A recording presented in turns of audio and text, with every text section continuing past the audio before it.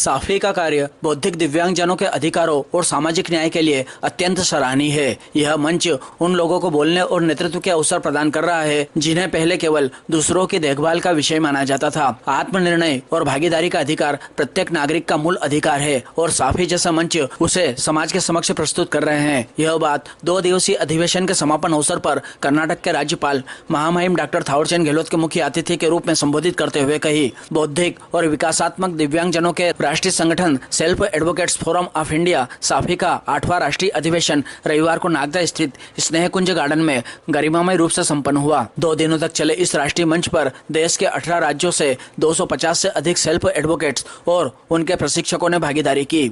परिवार के विप्लव चौहान ने बताया कि आयोजन का शुभारंभ मां सरस्वती के चित्र पर माल्यार्पण और दीप प्रज्वलन के साथ हुआ। मंच पर निपिट हैदराबाद के निदेशक मेजर डॉक्टर बीवी राजकुमार, साफी के राष्ट्रीय अध्यक्ष अमित पाटले, परिवार के राष्ट्रीय अध्यक्ष डॉक्टर पंकज मारू, साफी कार्यकारिणी सदस्य सोनू मारू उपस्थित थे। अधिवेशन में साफी की वार्षिक आम सभा, राज्यों की परियोजना रिपोर्ट प्रस्तुतिकरण, ओपन हाउस सत्र, समूह चर्चाएं, टीम निर्माण गतिविधियां और दिव्यांग सारथी प्रोजेक्ट पर AR/VR आधारित प्रस्तुति आयोजित की गई। अधिवेशन की थीम आवाज उठाना और साथ मिलकर समावेशी समुदाय का निर्माण करना पर स्वयं एडवोकेट्स ने अपने विचार रखे और अनुभव साझा किए। आत्मनिर्णय को लेकर तैयार की गई नागदा घोषणा को स्वीकृति दी गई, जिसमें बौद्धिक दिव्यांगजन अपनी स्वतंत्रता और निर्णय लेने की क्षमता को लेकर एकजुटता से खड़े दिखाई दिए। सम्मान समारोह के दौरान परिवार संस्था के पूर्व राष्ट्रीय अध्यक्षों डॉक्टर HT ढोलकिया, अजित कुमार सेन एवं कर्नल VK गोत्तल को संस्था को नई ऊंचाइयों तक पहुँचाने के लिए परिवार रत्न सम्मान प्रदान किया गया। इसी क्रम में निपेट हैदराबाद के निदेशक डॉक्टर BV राम कुमार को दिव्यांगजन से जुड़ी सरकारी योजनाओं को जमीनी स्तर पर प्रभावी ढंग से पहुँचाने हेतु संकल्प से सिद्धि सम्मान से सम्मानित किया गया। साफी के राष्ट्रीय समन्वयक PS बुर्डे को देश भर में स्व वकालत के प्रचार प्रसार में उनके अमूल्य योगदान के लिए गाइडिंग लाइट सम्मान प्रदान किया गया। परिवार के महासचिव डॉक्टर सुदीप गोयल को संस्था के प्रति उनकी निस्वार्थ निष्ठा एवं समर्पण के लिए परिवार समर्पण सम्मान से सम्मानित किया गया।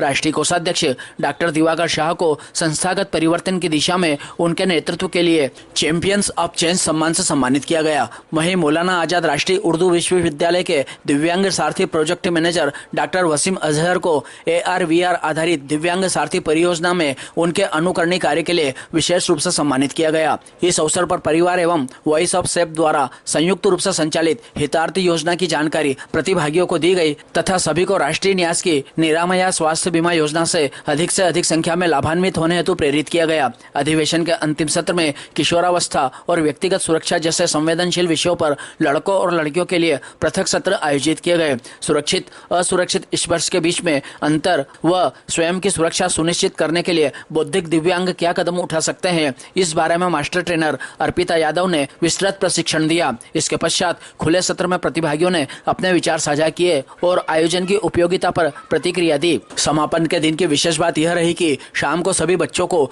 नगर के प्रसिद्ध बिरला मंदिर ले जाकर दर्शन कराए गए, जिससे प्रतिभागियों के चेहरे पर उत्साह और श्रद्धा का अद्भुत समन्वय देखने को मिला। यह अधिवेशन स्वप्रतिनिधियों के अधिकारों को लेकर न सिर्फ एक प्रेरक मंच साबित हुआ, बल्कि समावेशी समाज की दिशा में एक सशक्त पहल के रूप में यादगार बन गया।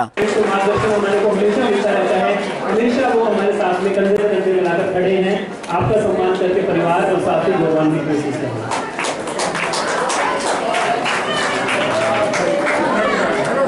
आप दोनों विरासते हैं। अच्छा, इसको भी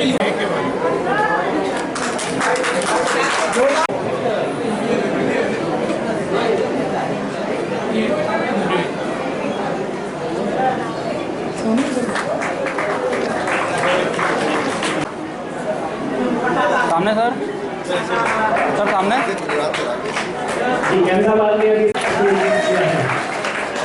सर सामने परिवार की कोई भी रिक्वेस्ट है, यूजर पेरेंट्स मीट हो चाहे नेशनल पेरेंट्स मीट हो चाहे एक बच्चों जो है पिछले 20 से अधिक सालों से जो है परिवार से जुड़े हुए हैं, सीनियर हमारे मेंबर्स हैं। आपका सम्मान करता है परिवार को हमारी तरफ से। सामने आपका भी सम्मान करते। हमारे जो राष्ट्रीय महासचिव हैं, जो ये सारी चीजों का तानाबाना बुनते हैं और मेरा काम बहुत इजी करते हैं। मैं हमेशा कहता हूँ कि ये नींव के पत्थर हैं जो पीछे से सब कुछ करते हैं। आज के इस अवसर पर मैं आपका भी सुदीप जी सम्मान करना चाहूँगा, प्लीज।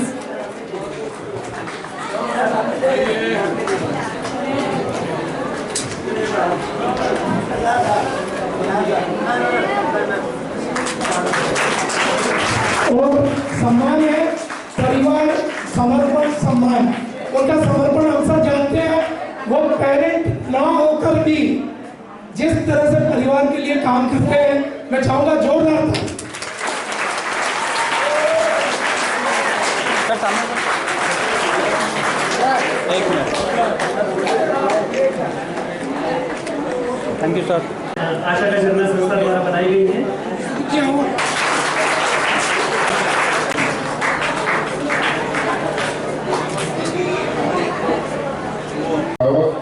और इस मिशन में समर्पित ट्रेनर, मास्टर ट्रेनर एवं कर रहा हूँ। दिव्यांग साथी मेरे लिए सिर्फ एक असाइनमेंट नहीं है, ये मेरे जीवन की उन सच्चाइयों का नाम है जो हर दिन एक नई चुनौती और एक नई सीख और एक नई उम्मीद लेकर आती है, थकान मिटा देती है। जब कोई नई स्किल सीखने आगे मिल जाते हैं, यह भावनाएं, यही जरूरतें, यही अनकही बातें आवाज बनी है दिव्यांग साथी की प्रेरणा।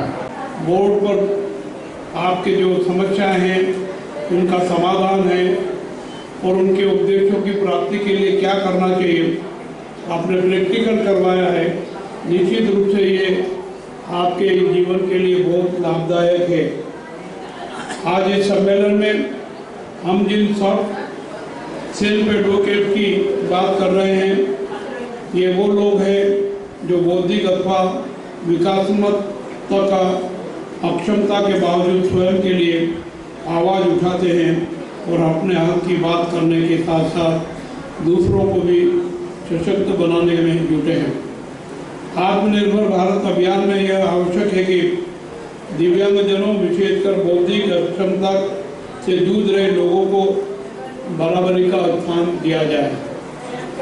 भारत सरकार और राज्य सरकारें इस बात को भली भांति महसूस करती है कि किसी भी वर्ग विशेष को नज़रअंदाज करके न समाज का भला हो सकता है, न परिवार का भला हो सकता है, न धर्म संस्कृति का भला हो सकता है और न देश का भला हो सकता है। देश हित में, जनहित में और देश के हित में हर वर्ग को साथ में लेकर के चलने की महती आवश्यकता है और साफी इस दृष्टिकोण को ध्यान में रख करके सक्रियता से प्रयास कर रहा है।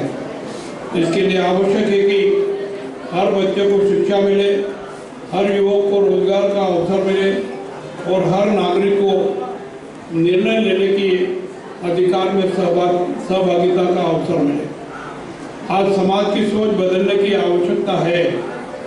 हमें यह समझना होगा कि सेल्फ एडवोकेट अर्थात स्वयं के लिए वकालत करना, स्वयं के हितों की बात करना, इसकी महती आवश्यकता है और इसके लिए सहानुभूति नहीं, सम्मान और अवसर देने की आवश्यकता है।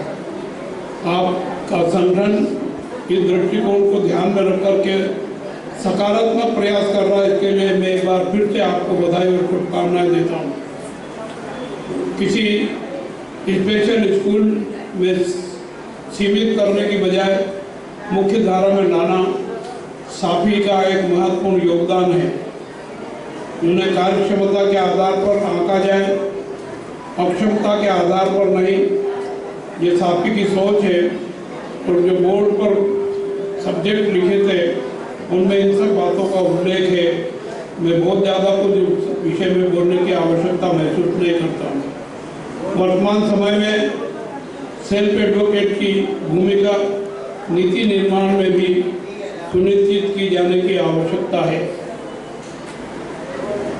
सेल्फ एडवोकेट को शारीरिक और मानसिक रूप से सशक्त बनाने के लिए आवश्यक कदम उठाने की आवश्यकता है, जैसे आवाज़ और भागीदारी, वॉइस एंड पार्टिसिपेशन।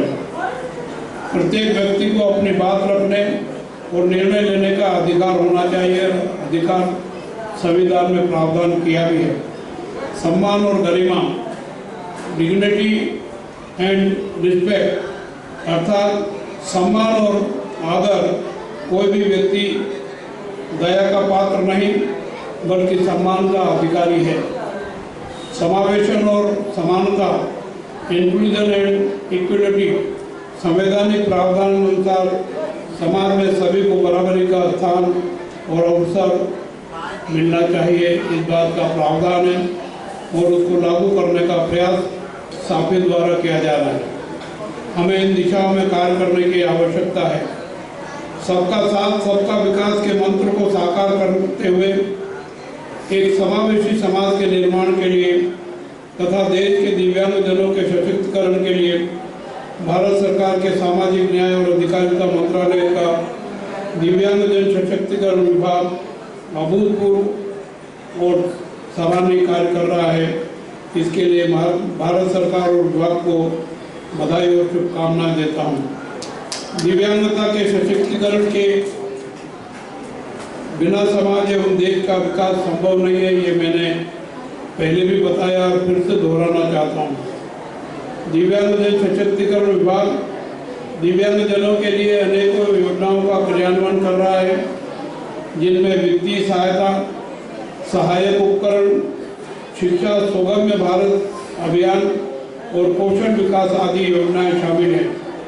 इन योजनाओं का लाभ भिन्न भिन्न तरीके से लेने की कोशिश करना हमारा अपना सबका कर्तव्य है।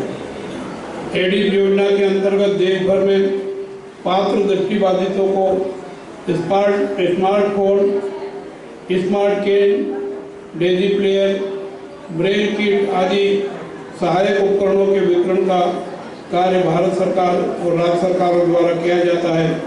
इसका लाभ भी संबंधित दिव्यांगजनों को और बौद्धिक अक्षम और कमजोर वर्ग के दिव्यांगों को दिलाने की कोशिश करना चाहिए। ब्रेल के विकास के लिए के माध्यम से हम दृष्टिबाधितों की शिक्षा, प्रशिक्षण और रोजगार में आने वाली सभी समस्याओं को समाप्त करने का प्रयास कर रहे हैं। सुगम्य भारत अभियान अंतर्गत भारत सरकार एवं राज्य सरकार की अनुपम वेबसाइटों को सुगम्य बनाया गया है। श्रवण बाधितों के लिए भारतीय सांकेतिक भाषा का विकास किया जा रहा है, विकास किया भी गया है। इसके लिए बहुत बड़ी डिक्शनरी भी बनाई है। हमारे दिव्यांग खिलाड़ी भी देश का गौरव बढ़ा रहे हैं और खेल गतिविधियों को बढ़ावा देने के लिए और दिव्यांग खिलाड़ियों को उत्कृष्ट खेल प्रशिक्षण प्राप्त हो सके, इसके लिए आधुनिक विश्वस्तरीय सुविधाओं के साथ ग्वालियर मध्य प्रदेश में मेरे द्वारा इंटरनेशनल लेवल के दिव्यांग खेलकूद सेंटर का शुभारंभ करवाया गया था। मानसिक स्वास्थ्य पुनर्वास सेवाओं को बढ़ावा देने के लिए अनुसंधान एवं विकास तथा नीति निर्धारण के लिए सीहोर में राष्ट्रीय मानसिक स्वास्थ्य पुनर्वास केंद्र की स्थापना भी मेरे द्वारा की गई थी। मैं इसके लिए नरेंद्र मोदी प्रधानमंत्री जी को बहुत बधाई देता हूं कि उन्होंने मैंने जो प्रस्ताव उनके सामने प्रस्तुत किए थे उनको सहर्ष स्वीकृति की। सामाजिक न्याय विभाग के लिए भी संविधान बनाया, दिव्यांगजनों के सशक्तिकरण के लिए भी संविधान बनाया। उन्होंने सहर्ष स्वीकृति दी और ये कहा कि थावरचंद तुम्हारे पास ये विभाग है, इस विभाग को जितना सशक्त कर सकते हो, जितनी सुविधाएं दिव्यांगजनों को दी जा सकती है, विधान में प्रावधान करने का प्रयास कर रहे हो। मेरी सहमति है, आप तेज गति से अच्छा कार्य करें और उसका लाभ आप और हम सबको मिल रहा है। हर स्कूल को समावेशी बनाने, शिक्षकों को विशेष प्रशिक्षण देने और विद्यार्थियों को बचपन से समावेशन के मूल्य सिखाने के उद्देश्य से नई शिक्षा नीति को और अधिक समावेशी बनाने का प्रयास किया गया है। इसका लाभ भी आपको और हमको सबको उठाने का प्रयास करना चाहिए। हम सब जानते हैं कि अपनी अपनी भाषा या क्षेत्रीय भाषा या हम जिस भाषा का ज़्यादा उपयोग करते हैं उस भाषा में पढ़ाई करने का अवसर मिले तो दिव्यांगजनों को भी जल्दी समझ में आएगा और वो उनको बोलने की भी आदत आएगी। दिव्यांगजन के लिए सशक्तिकरण विभाग ने जो 2016 में अधिनियम बनाया था उसके आधार पर, जिसके कारण पहली बार आईडी के लिए 1% का नौकरी में आरक्षण देने का भी प्रावधान किया है। ये मुस्लिम दिव्यांगों के लिए जो 4% और 5% आरक्षण का प्रावधान किया गया, इसमें कैटेगरी वाइज भी आरक्षण का प्रावधान है।